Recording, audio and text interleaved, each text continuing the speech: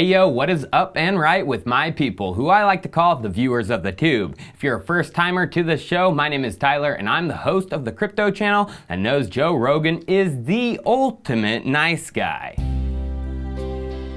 Thoughts are almost like messages we send out into the universe to just let somebody else know they're not alone, and maybe they grab them through some way. It's through some realm or portal. That's very deep. I feel like I can get deep here with you, Joe, and you won't judge me. I'm a very hopeful person. You're sweet. No, you are. You're really well balanced. Take those pills I gave you, stupid. You need pills. You know how we spot it. It's time for Chico Crypto.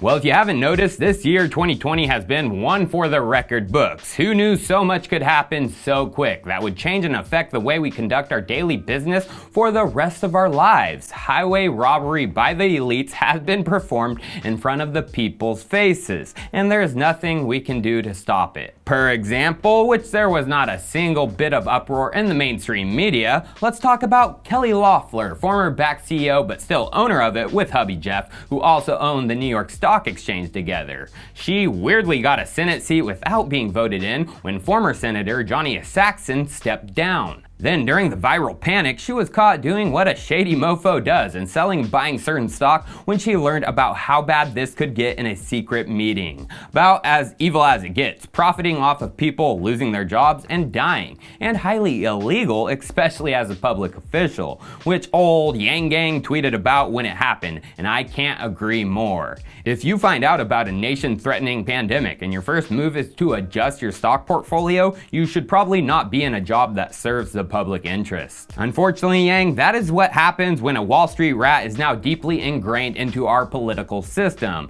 And cool Kelly, she got off scot-free. It was reported at the end of May that the investigation into her insider trading was dropped. And then just a week later, reports came out that she would be divesting from individual stocks. Weird, I must say. Although Kelly faced harsh criticism, rightfully so, not only from me, but where she holds a Senate seat in Georgia. And guess what? That seat is up for grabs in a public election come November 3rd. And since oldest Saxon retired from his seat, we get some weirdness with this one. This election isn't the basic Democrat versus Republican, but an all-party primary election. Meaning if no one wins the required majority, the top two candidates will go to a January 2021 special runoff election. And we got a preview of how messy the Georgia battleground state will be because some primaries were held just 2 days ago. And it was a disaster. Brutally long lines pretty much everywhere and public freakouts that made the news. This is wrong! This is America! Please, God, help us! I mean it. This is a crisis in our world to make us not exercise our right to vote. Which finally led to Georgia's Secretary of State, Brad Raffensperger, launching an investigation into what happened. So we're going to get a real fight come November. Republicans, they want Kelly where she's at because she is a serious Wall Street rat. But number two, she is a diehard Trump supporter.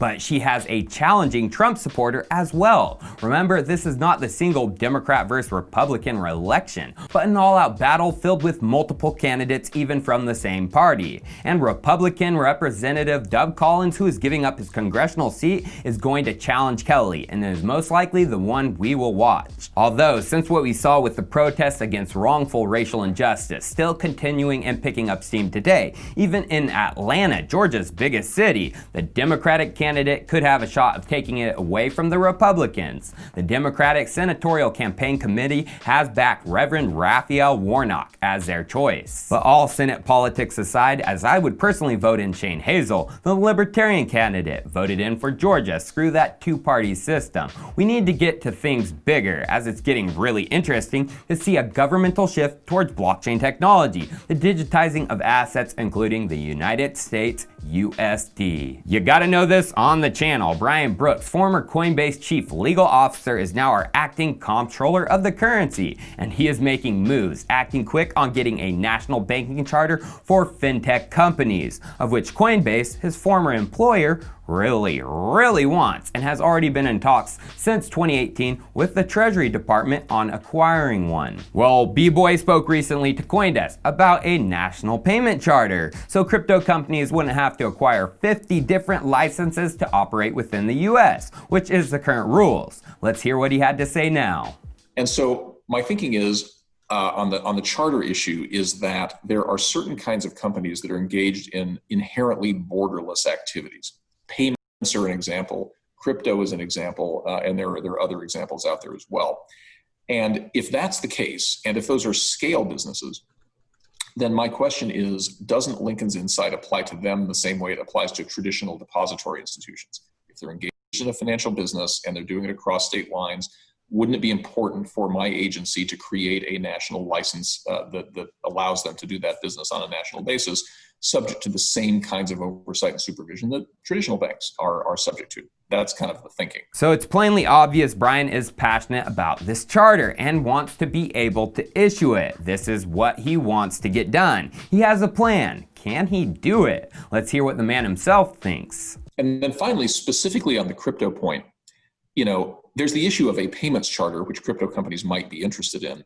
But wholly apart from the chartering issue, I know from my personal experience, crypto companies have had real trouble getting banking relationships. I think there is a perception at the banks that somehow crypto is a disfavored asset class and you shouldn't even provide like a payroll account or a corporate deposit account for a company that's engaged in crypto. And so what I want to do is make sure that we systematically identify what the impediments are to legitimate companies getting banking relationships, whether it's corporate banking relationships, whether it is custodial services by banks to crypto companies or otherwise. I want to get a full spectrum analysis of what are those friction points so that I can identify with the team which we can solve and which we have risk concerns with.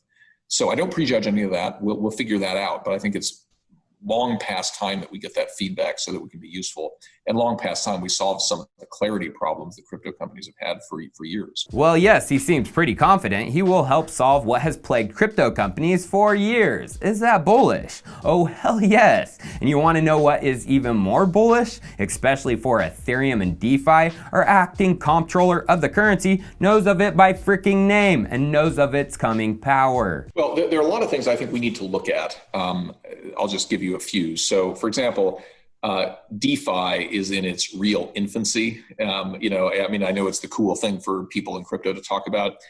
None of that's yet scaled, and yet it is the most interesting thing happening in crypto. Is it possible to deliver a full suite of financial services without, by algorithm, without any central ledger keeper or whatever? So thinking about that and the way that that would interact with the banking system, I think that is a big thing.